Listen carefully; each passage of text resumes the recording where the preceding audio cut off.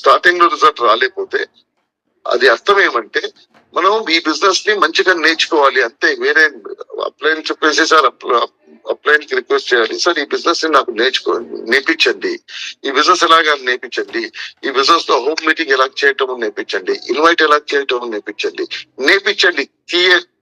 చేయండి కాదు ఇంపార్టెంట్. నేర్పించడానికి చేయటానికి రెండు వ్యత్యాసం ఉంది. అప్లైన్ ని పిలిపేసి మీరు చేయండి అని చెప్తే అవుతుంది, చేయండి అని చెప్తే మన బిజినెస్ ముందుకెళ్తుంది. మనం నేర్పించుకుంటే మన బిజినెస్ ముందుకెళ్తుంది. ఎందుకంటే ఇది నా బిజినెస్, నేను చేయాలి, ఇది నా బిలీఫ్.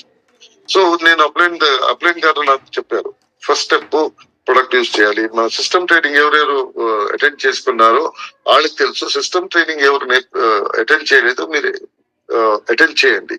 నాకు సిద్ధార్థ్ గారు సిస్టమ్ ట్రైనింగ్ గురించి చెప్పారు. సిస్టమ్ ట్రైనింగ్ లో ఏం చెప్తుంది, ఫస్ట్ కన్స్యూమ్ చేయండి, ప్రొడక్ట్ యూజ్ చేయండి, తర్వాత ప్రొడక్ట్ షేర్ చేయండి, తర్వాత మీరు లిస్ట్ చేయండి ఎవరెవరికి బిజినెస్ గురించి చెప్పాలో వాళ్ళది లిస్ట్ చేయండి, హోమ్ మీటింగ్ చేయండి, ఇన్వైట్ చేయండి, హోమ్ మీటింగ్ చేయండి, అప్లైన్ ఫాలో అప్ చేయండి.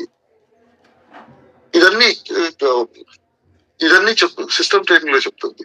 ఈ సిస్టమ్ ట్రైనింగ్ నే నాకు చెప్పారు నా అప్లైన్ సిస్టమ్ ట్రైనింగ్ చెప్పారు. ఫస్ట్ షేర్ చేయి, తర్వాత కన్జ్యూమ్ చేయి, తర్వాత కన్జ్యూమ్ చేయి, షేర్ చేయి, లిస్ట్ చేయి, హోమ్ మీటింగ్ చేయి. ఇదన్నీ వాళ్ళు చెప్తుంటే అదే ఫాలో చేసుకుని వచ్చారు, వేరే కొత్తగా ఏం చేయలేదు.